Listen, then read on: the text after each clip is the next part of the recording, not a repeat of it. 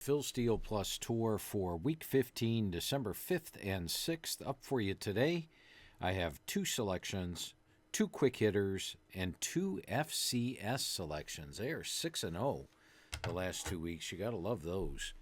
I will have your plays for you in just a moment. Couple quick notes for you.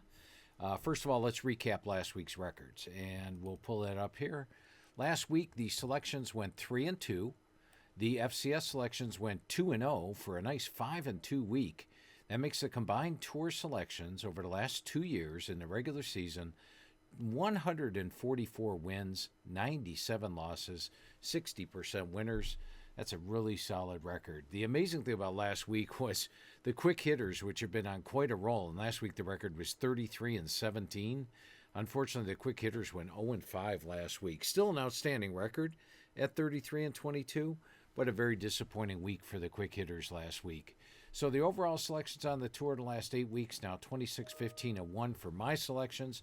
The FCS selections are 64-34, 66% over 2 years. And once again, there's your record over 2 years. So record is updated. Now, to let you know what I'm working on, I am really buried in the magazine deadline. I'm doing the first write-through for the magazine, which is reading through every story that's written about the team through the week or through this entire season. Gives me a real good ebb and flow of each position. And then what I write is the recap for like quarterback for the position would be what kind of shape were they heading into last year? What happened last year? What do I project for this year? Now, I go through 3 magazine write-ups. When I do the magazine, the first write-through, I realize that last wrap-up part, it's going to change. The transfer portal, the freshman signees, signing some players out of the transfer portal, that will change. But the first 2 parts won't change. What kind of shape was this unit coming into last year and what happened last year? So I basically get a good part of the magazine written now. I still have 2 more write-throughs. The pre-spring, which I go through once the rosters come out in the spring. We add the freshmen, add the JUCOs, we'll add the transfer portal. And thank God, this year, there is one transfer portal window. In fact, we are so much back to normal this year because in the past couple of years, we didn't know if players were eligible, not eligible because of that 2020 thing. That's all gone. In other words, we know who the real seniors are. There's not 2 seniors. There's one set of seniors. So we know who's gone, who's not. The transfer portal will be closed. We don't have to worry about a second portal. And this should be an outstanding magazine this year. And anyway, that's the second write-through. And then the third write-through, I talk to all the head coaches. And after I talk to the head coaches, I go through and update each position, update all my power ratings. And then we finally put the magazine out in June. It's a long 7-month process. I started it this week. I'm trudging through. It's about 4 to 5 hours on each team to get through here. I'm about team number 15 right now. I need to get through 136 of these babies by the time January ends. So that's where I'm at. But let's get to your selections for this week. And we'll start with James Madison and Troy. This is the Sun Belt title game. Now, you guys like James Madison. He delivered for us last week. We used a minus 21.5 as the opponent average play of the week. And they, of course, crushed Coastal Carolina 59-10. Well, guess what? They're back as what? The opponent average game of the week. Now, once again, for this, we're going to take a look here, and we see that for this one, we've got James Madison on the right, and we've got Troy on the left. James Madison's at home for this, so you like that. Now, when I say the opponent average game of the week, that's what I'm talking about right here. What this is, this column, as you see, number one, that means they held that opponent to a season low. Number 1 here is they gained a season high against the opponent. This gives you the average. And to give you an example, like this 260 here, that means that App State in all games except for James Madison averaged 406 yards per game. James Madison held them to 146. It's 260 below their average. So on the season, it adds it all up. It doesn't count the FCS games, so these numbers for the FCS aren't included. But they've held opponents to 136 yards below season average. That's the second best defense in college football in that category. Offensively, they're plus 63. Once again, you have a 75 here. They gained 525 yards. That means Coastal Carolina, against all their other foes, allows 450 yards per game. They gained 75 above that, or 525. That's how that works. Same thing with Troy here. You got a minus 211 here offensively against Old Dominion. That means Old Dominion generally allows 349 yards per game. They only got 138 in that game.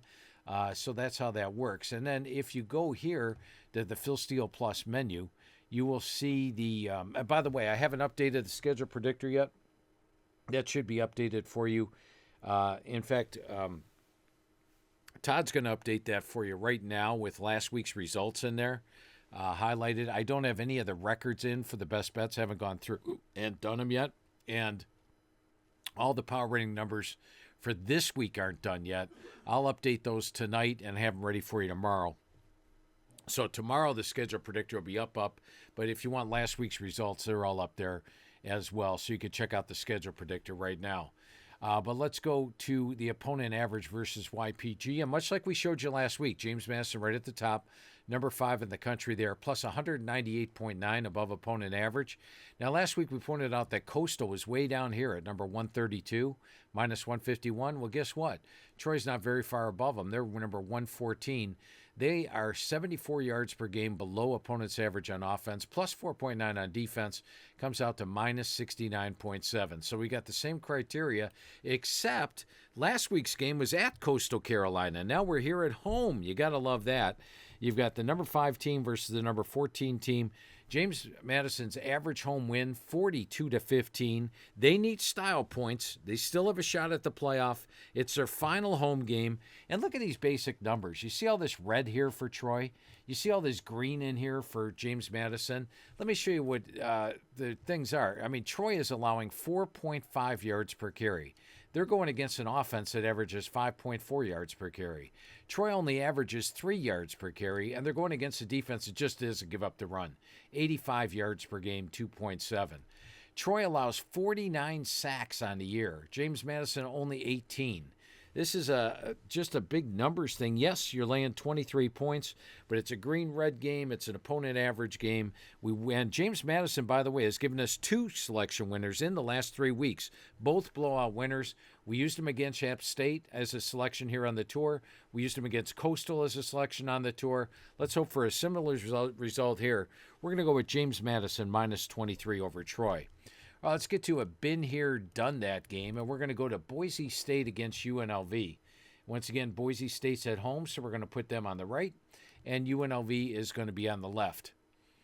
Quick note before I get to that, and that is we do have a special on Pressbox this week. Now, last week I put up a special, and unfortunately the Pressbox best bets went 3-5 last week, a very disappointing week. So I'm going to offer the same doggone special with the same doggone code. You can get Pressbox all 9 title games this week, complete write-up on each game, all 9 FCS games. That's 8 playoff games plus the SWAC championship game. You're going to get my top 2 FCS games of the week. I'm going to give you 2 free plays here on the tour. The top 2 plays will be available on Pressbox. And then you also get all 9 title games broken down with 2 more best bets. So 4 best bets this week, 18 games broken down. Just type in the code word Black Friday, get it for half price, just $10. If you get the NFL, it's just $10. And there's a combo package where you get the college and the NFL for $30. You'll get the college and the NFL for just $15. We're going to use the same code as last week, Black Friday, and hopefully we have a big winning week this week. So keep that in mind. And for that, you just go to the store. It's not updated on the store yet, but it will be updated probably by the time you see this with the Pressbox issues, and just type in Black Friday. If it's not updated right off the bat, it will be updated by 5 o'clock today with the issues available for you, especially the college. And you can get that Black Friday, we're calling it the Black Friday special. All right, I said the next one is been there, done that. And we got Boise State at home against UNLV, and Boise State's minus 4.5. By the way, James Madison is minus 23. Now, these two played in the title game last year, and Boise beat them 21-7. Look at this. They led 21-0 at half on the blue turf, a dominating win. 2 years ago, they played in the title game. They went at UNLV and won it 44-20. Now, earlier this year, these two teams played, and I used a best bet in the press box on Boise minus the points over Fresno. Now, that first game, Boise was actually minus 12 points at home, and they won at 56-31, dominated the game. Now, I know Madison is out for Boise. However, if you go to the individual player stats, you will see that Max Cutforth really wasn't allowed to throw the ball in this game against San Diego State until the final drive. And once they got to the final drive, he moved the team right down the field. And they started to give him more confidence. Look at this. Cutforth went 22 of 34 for 239. And last week, 26 of 49 for 341, gaining confidence. And look at Matson's numbers for the year. They weren't overwhelming. A 15-7 ratio hitting 58%. So I don't think missing our quarterback is worth chopping this line from the 12 it was in the regular season all the way down to 4.5. And all Boise has done is won both title games and dominated dominated UNLV at home 56-31. And the line is 4.5 in this one. So we got a team coming up from the desert that normally plays in a dome, playing in cold weather.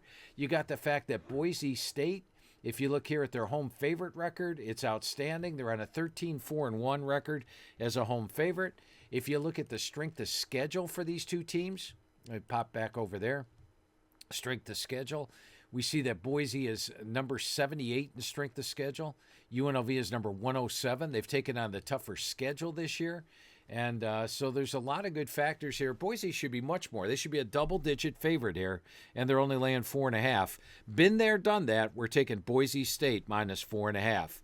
All right, two quick hitters for you. And the quick hitters were just money until last week. Last week was a stunning week for the quick hitters, but they'll bounce back, and you know that big this week. The first one is my AGG game of the week. And by the way, I normally show you the schedule predictor here. I've always got the schedule predictor and show some things. Once again, I'm just 5 hours, every magazine, or working on every single team for the magazine. I'm really embedded in the 2026 magazine, so I haven't had time to update that. I'll update it tonight, and it will be up for you tomorrow. So I'm not showing you any samples from there, but this would be an AGG best bet this week. And we put, on the right, we're going to put Indiana, and on the left, we're going to put Ohio State. Now, a lot of you will say, hey, Ohio State's used to playing in the Big Ten title game, and Indiana's not, right? Well, guess what? Not a single player on the Ohio State roster has ever played in the Big Ten title game. That's right. You take a look. They kept losing to Michigan, didn't even get to the Big Ten title game. The last time they played in a Big Ten title game was all the way back in 2020. That's the last time. So not a single player on the team has played there. Keep that in mind.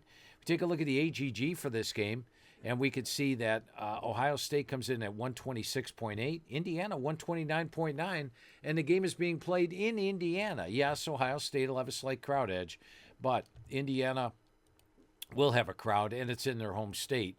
And then let me go back to the AGG thing here. So the average game grade right now, my average game grades, which have no starting point for any team. It only takes into account who they've played and what they did in that game, both yards rushing, yards passing, offense and defense, total points. It's got Indiana at 129.9, Ohio State at 126.8 right now. Ohio State's played a very soft schedule this year, very few tests. And remember, they were even outgained by Texas, and they were outgained by Illinois. Two teams, 133 yards by Texas, outgained by Illinois. For Indiana, they were outgained in one game by 10 by Penn State. In that one. Other than that, they've outgained every single opponent. They are plus 186 in conference play. They're plus 231. So your AGG game of the week, we'll take Indiana plus the 4.5 in this one. And they have played the tougher schedule, number 15 versus number 23. All right, how about this one? Wrong team favored. We're going to put Kennesaw State on the left, and we are going to put, let's find Kennesaw State. There they are. Jacksonville State on the right. Jacksonville State, first of all, is a tremendous home team. Let's go take a look. They beat Western Kentucky. They beat Kennesaw State. They beat Delaware. Yes, they beat Kennesaw State. This same Kennesaw State, they are a home underdog to. They beat 35-26. Let's go back and look at the logs on that for a second. I want to see who is favored. College ATS logs. Jacksonville State was against Kennesaw State. Jacksonville State, Kennesaw State. +3. Oh, they were +3 in that one, and they won at 35-26. Now they're +2.5 in this one, but they did win by 9. So anyway, 1 win, 2 wins. They beat Delaware. That's 3. Murray State 4. Liberty 5. Let's go back to last year. They beat Western Kentucky 6. Sam Houston 7. FIU 8. Middle Tennessee 9. New Mexico State 10. Southern Miss 11. They have won 11 straight home games. You got to like that. I also like the fact that Cam Cook's the nation's leader in all-purpose yards. You have the backfield advantage here. We run the football better. 262 yards per game, 5.6. They are 166, 4.2.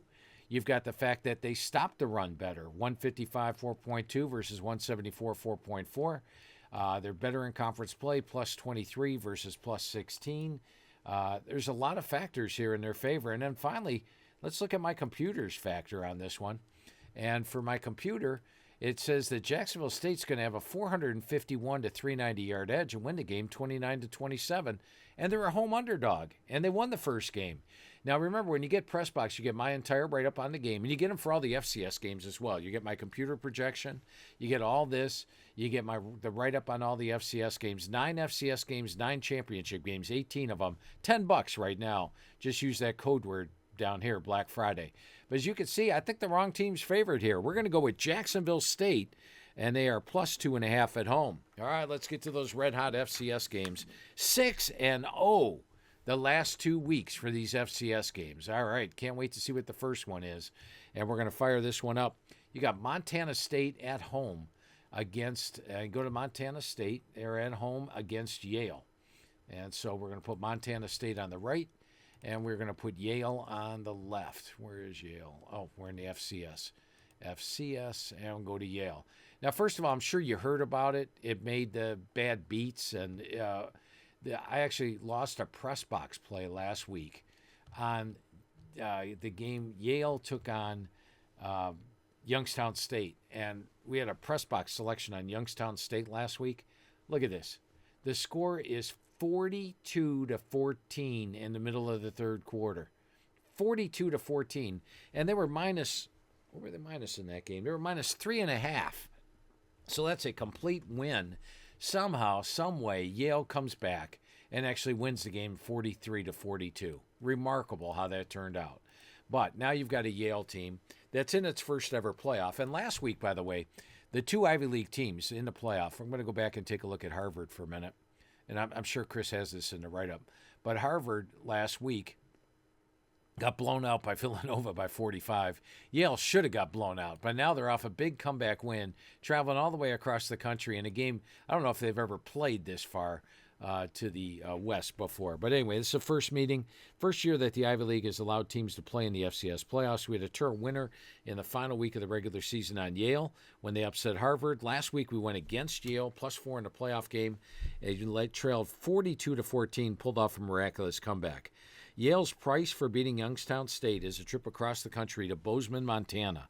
Now, Montana State started 0-2 with losses to Oregon and South Dakota State, 2 really good teams.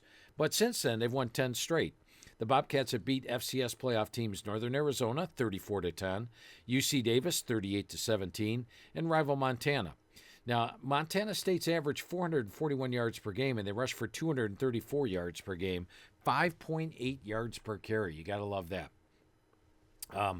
Quarterback Lamson is a Syracuse Stanford transfer, is hitting 72% with a 20-2 ratio, and is their number 3 rusher with 589 yards. Their D allows just 313 yards per game and holds foes to 79 yards per game below their average. Yale's running back Josh Pitzenberger has 1,447 yards, and he was the catalyst for the comeback last week with 209. But Montana State has a huge situation edge. They're fresh off a bye. Yale is actually playing their 12th straight week. That's right, the Ivy starts late, so they don't get byes. And they're traveling all the way across the country. Now, Montana State's been in the playoffs for their 15th time in 4th straight year. They're used to this stuff. They actually reached the FCS national title game in 21 and 24. They lost them both, but they were to North Dakota State. Montana State's plus 128 yards per game against our number 13 schedule. Yale is only plus 45 yards per game, and they've only taken on the number 45 schedule. Not 45, excuse me. taking on the number 90 schedule. And once again, for the FCS, you can go here to the pages. We'll click back one. Let's go to the pages. And you can go to FCS information and get strength of schedule. And we do that. You see Yale's way down here at number 90. They play in the Ivy League, for crying out loud. And meanwhile, Montana State plays in an outstanding league, the cream of the crop, and Montana State's number 13 schedule. So a much tougher schedule, yet much better stats. The computer has Montana State by 24, both the AGG and last 4 weeks, and by 22, but they have extra gas in the tank after that bye. Yale will be running on empty and won't be able to come from behind against Montana State's strong D like they did last week. Also, let's look at Montana State as a home favorite. You click here. Who's got these spread records for the FCS? Nobody, except Phil Steele Plus. And a home favorite record, 29-10. Guess what? They're 5-1 as a home favorite this year. That's 34-11 as a home favorite. Great situation edge. Lay the points with Montana State in a blowout winner, -28 over Yale. And your second game is North Dakota at Charlton State. We're going to put North Dakota on the left and Tarleton State on the right. So here's Tarleton State. By the way, Stephen, here's your FCS plays you requested. Stephen Hartzell, I do a podcast with him every Wednesday morning. He requested these plays. Told him we put them up on the tour. Here they are. You got North Dakota on the left, and you got Tarleton State on the right.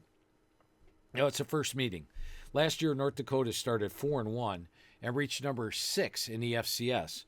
But the FCS fell apart, and they only finished 5-7. This year, if you got the FCS magazine, which you should have, 2 full pages on every FCS team, you know that we call them one of the most improved teams in the FCS. Well, they're 8-5, and last week we picked up an FCS Tour winner with North Dakota in their 31-6 win over Tennessee Tech. Quarterback Jerry Kaminsky has a 26-10 ratio. The Fighting Hawks D is allowing just 300 yards per game and holding foes to 86 below their average, led by DE Lance Rucker with 10.5 sacks and safety Jai Martin with 4 interceptions. Now, Tarleton State just moved up from D2 in 2020. The Texans are making their second playoff appearance. Last year, they went 10-4, losing in the second round of the playoffs to South Dakota, 42-31. Tarleton State started 9-0, and despite a plethora of injuries, including quarterback Victor Gabalis, who missed 2 games. Tarleton was ranked number 2 in the FCS and has largely gotten healthy when they were upset by Abilene Christian, 31-28, which cost them the outright conference title. They won their last 2 games, but in the final, they gave up a season-high 570 yards to Austin Peay in a 45-44 win. Quarterback Gabalis has a 25-4 ratio, RB Page 839, 7.5, but he's missed the last 3 games. Number 2 running back James Page was out versus Austin Peay. Hawaii transfer Tylen Hines came off the bench and ran for 215 in that game.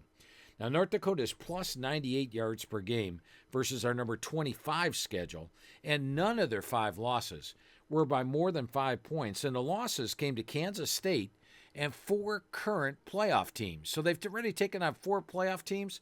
In North Dakota State, they only lost by 5. South Dakota by 5. South Dakota State by 3. Montana by 1. Tarleton State is plus 144, but they've only played the number 42 schedule. They were plus 3 turnovers in their upset Army, trailed by 14 in the fourth quarter, and none of their wins have come over FCS playoff teams. The computer computer AGG and all that has, the AGG has a slight lean with North Dakota by plus 4.8 and 5.4, but Chris likes the more battle-tested Fighting Hawks to pull the upset here, 34-33. There you go with 2 solid FCS plays, 2 solid selections, and 2 quick hitters. Let's have a big week this week, and don't miss out on all the games. They're available right now in Pressbox, and you get them for just $10. And I want to take this time to thank you for the tour. I will be back next week. We'll have a short tour play for you then. And thank you for taking the Phil Steele Plus tour with selections.